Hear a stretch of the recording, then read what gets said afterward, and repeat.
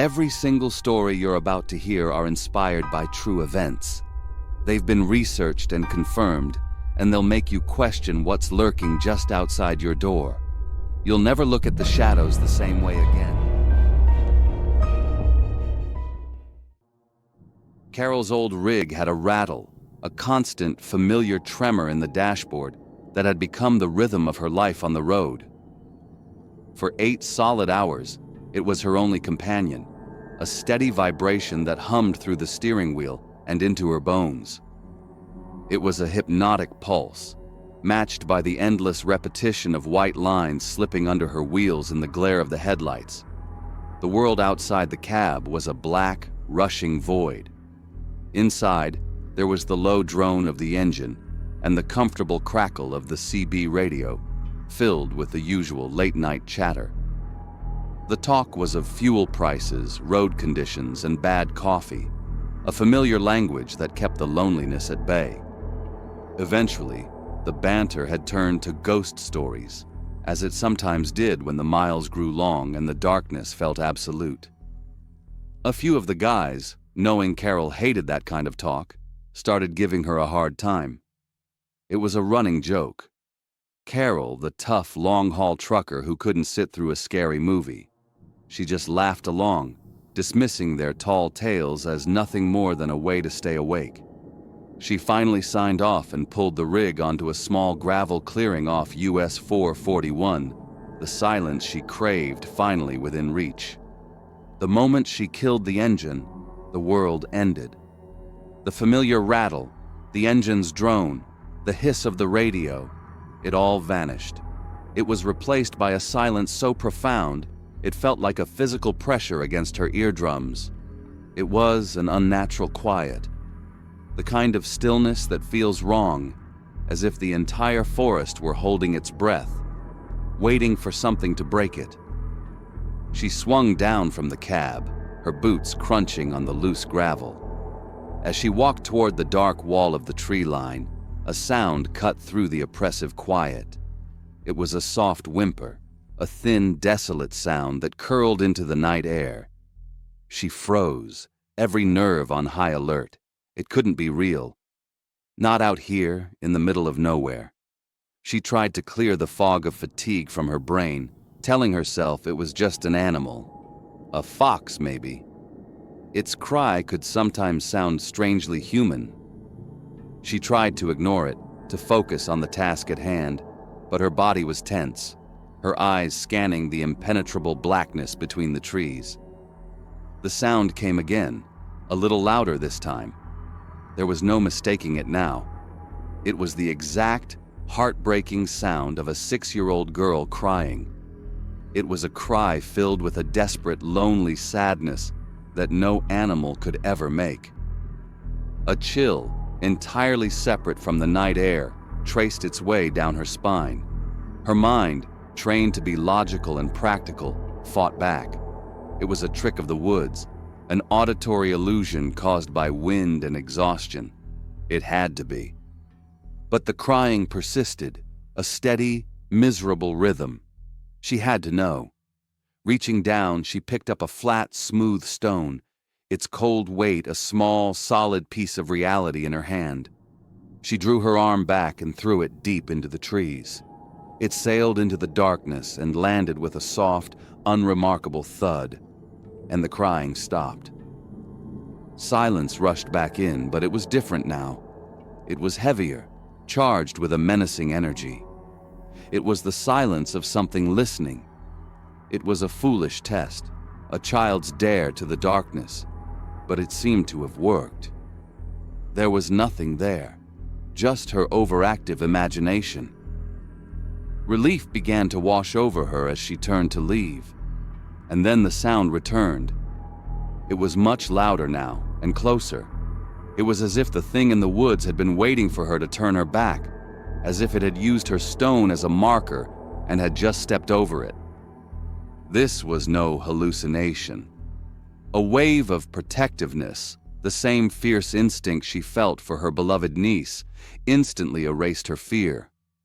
A child was out there, hurt and alone. She fumbled in her pocket for her phone, its cold metal a poor comfort. She turned on the flashlight app, but its weak beam was pathetic, a tiny pinprick of light that the overwhelming darkness seemed to drink without a trace. The air smelled fresh and clean, the ordinary scent of pine and damp earth. The normalcy of it made the crying sound even more alien, more wrong. "Hello?" she called out, her own voice sounding thin and foreign. "Is anyone there?" Only the relentless, heartbreaking sobs answered her, and with that sound, another memory surfaced, pushing its way through her rising panic. The CB chatter. It wasn't just a ghost story, it was a specific legend. A joke they all took turns adding to, each driver trying to outdo the last with some new, ridiculous detail about the ghost girl of the woods, the one whose crying lured truckers out of their cabs to their deaths. They had been laughing, but now she remembered the core of the story, the lonely stretch of highway, the sound of a child in distress. They had even mentioned this part of 441, a place with a dark history of unsolved murders and disappearances. The joke was no longer funny. The stories weren't just stories. That single thought was a switch flipping in her brain. This wasn't a rescue mission.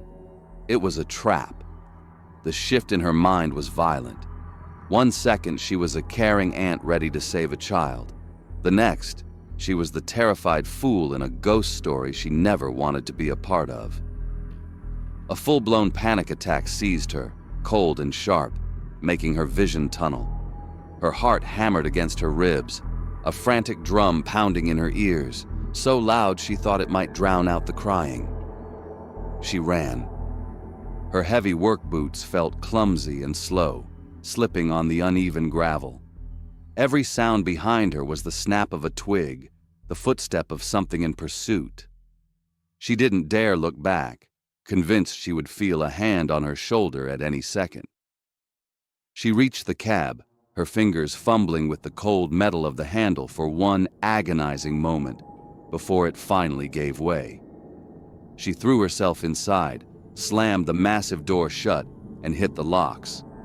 The series of loud metallic clicks echoed in the tiny space. She killed the cab lights, plunging herself into near-perfect darkness. And outside, the crying stopped. She sat there gasping for air, her knuckles white on the steering wheel. Her first impulse was to floor it, but she forced herself to stay still, to listen. She grabbed the CB mic, her hand shaking. "Hey, is anyone still on?" A voice crackled back, laced with amusement. "Decided you needed some company, Carol? See any of those spookies yet?" "No, for real," she yelled, her voice cracking with terror. "Everybody shut up, just shut up and listen." The line went quiet, but she knew they weren't taking her seriously. She was the butt of the joke. She held her breath, straining to hear anything from outside. Nothing. Carefully, she rolled the window down a tiny crack, letting in a sliver of the cold night air. Still nothing. Just that deep, waiting silence. She was completely, utterly alone. Racing thoughts took over. Maybe I'm going to get murdered. I'm hearing things. I'm losing my mind. The fear of a ghost and the fear of a real human predator merged into one unbearable horror. She couldn't stay there another second. She fired up the engine, and the familiar rattle of the dashboard was the most beautiful sound she had ever heard. She threw the truck in gear and tore out of the clearing, not caring about the gravel her tires threw. She didn't look in her rearview mirror. She was too afraid of what she might see. She never heard the crying again, but the memory is now a part of her, a permanent passenger on her long hauls. Sometimes, when the night is deep and the CB is quiet, she still hears it in her mind, and she wonders if it was just a trick of an exhausted brain in a lonely place, or if she was just lucky enough to escape a story that was all too real. It needed to be a routine run for miles, just another night on I-70. For a long-haul trucker, the road becomes a strange, timeless place after dark. The world shrinks to the twin beams of your headlights and the glow of the dashboard. Miles was deep in that hypnotic state, the miles sliding by, the steady rhythm of the engine just part of the background. He was tired, a bone-deep weariness that came from staring into the darkness for hours. He decided to pull into a little truck stop, a place he'd been to a dozen times before. It wasn't much, just a small building with a single gas pump and a flickering sign that made a low, electric buzz. It was the only light for miles, surrounded on all sides by empty fields. It was quiet out there, the kind of deep, rural quiet where all a driver can hear is his own engine ticking as it cools and the faint whisper of cars on the distant interstate. He swung himself down from the cab and stretched, the cool night air a relief. He went inside to grab his usual, a bottle of banana Nesquik and a bag of jerky, a small ritual that grounded him. The fluorescent lights inside buzzed loudly, a harsh, sterile sound that was all he could hear after the quiet outside. The place was empty, except for a kid behind the counter who was half asleep.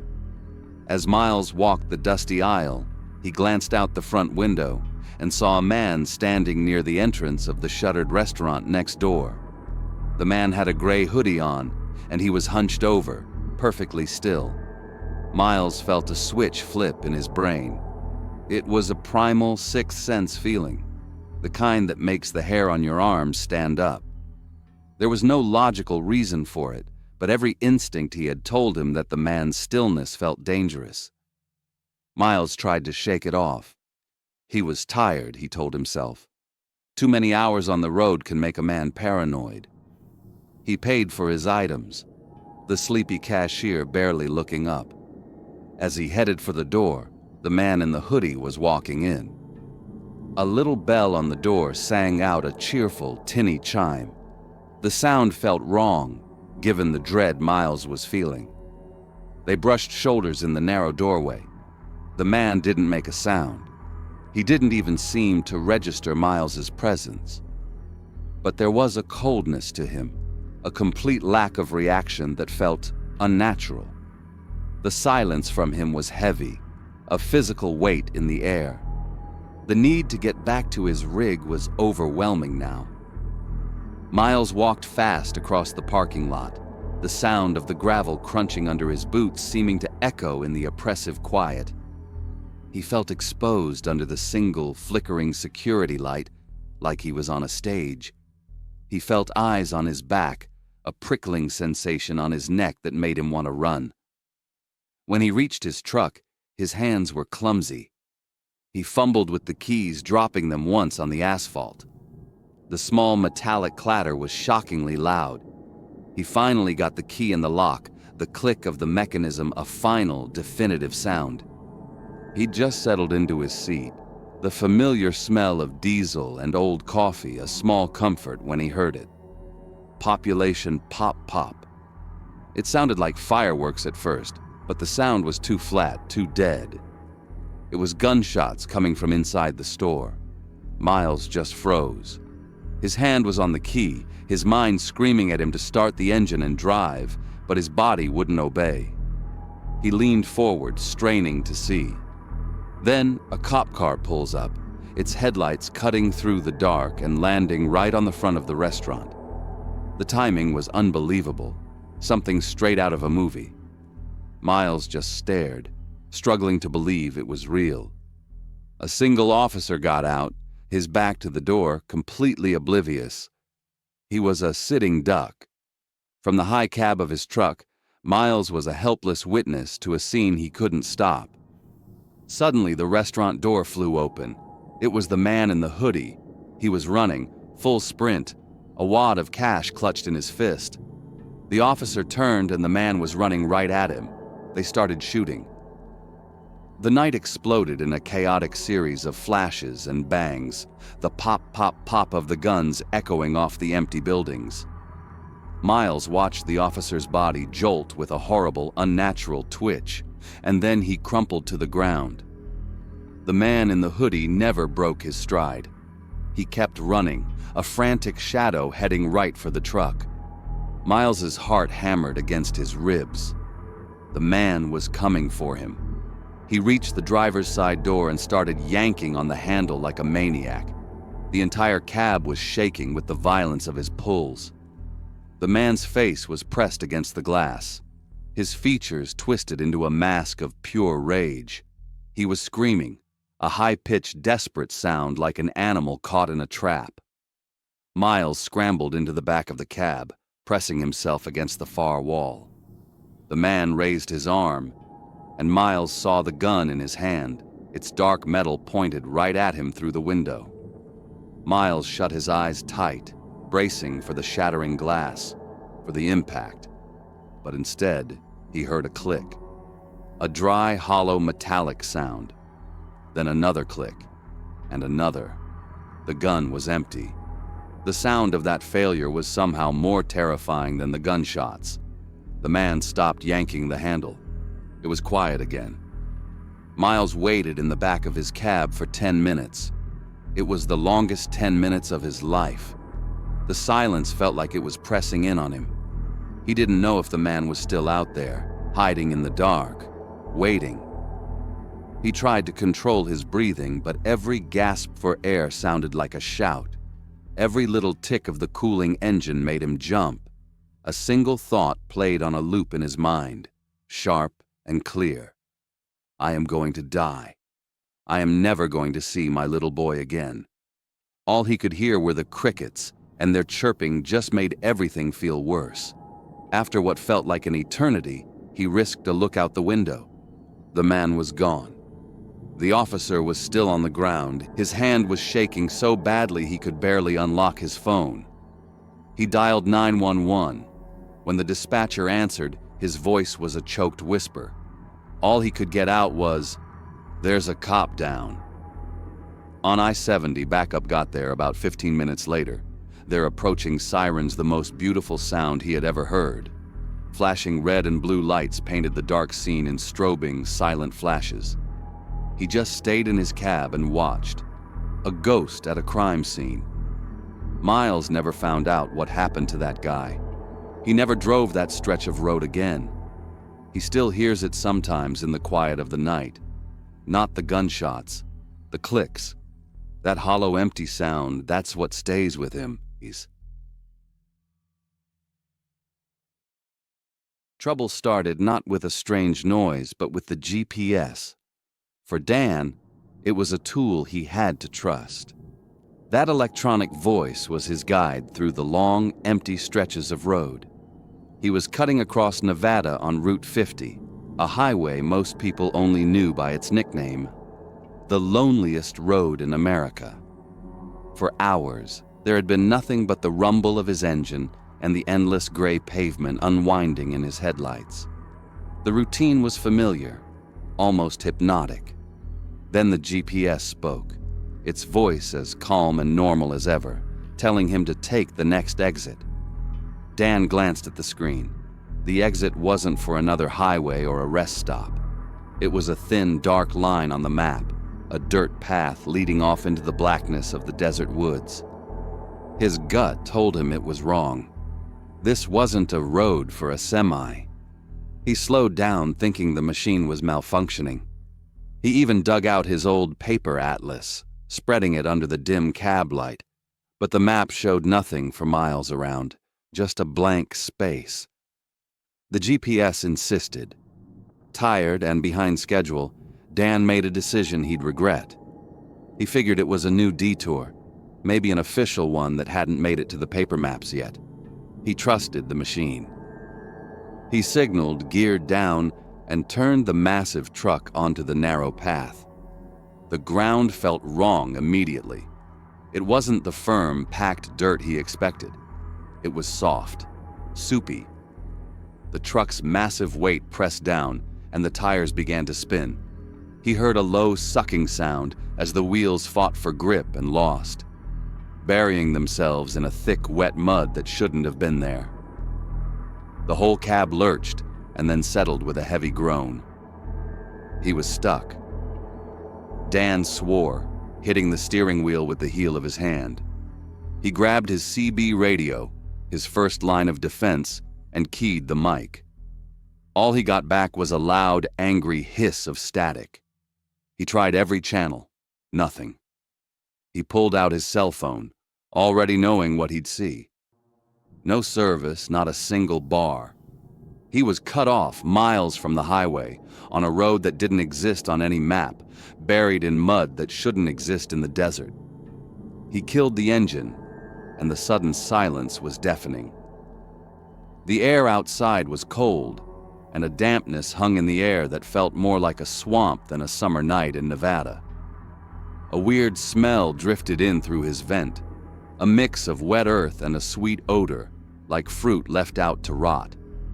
He sat there for a long time, maybe half an hour, trying to think. He was about to try his phone again when he heard a sound from underneath the truck. It was a low, heavy grind of metal, slow and deliberate. It sounded like a jack being raised, like something was pushing its way up from the mud right under his cab. He froze, listening. It happened again, a groaning, shifting sound. He told himself it was just the truck settling, but he didn't believe it. He grabbed his heavy-duty flashlight from the door, clicked it on, and opened the cab door. The beam cut through the darkness, but the shadows between the trees seemed to swallow the light. They seemed to move, playing tricks on his tired eyes. He decided against crawling under the truck. He climbed back into the cab, feeling a deep unease settle in his gut.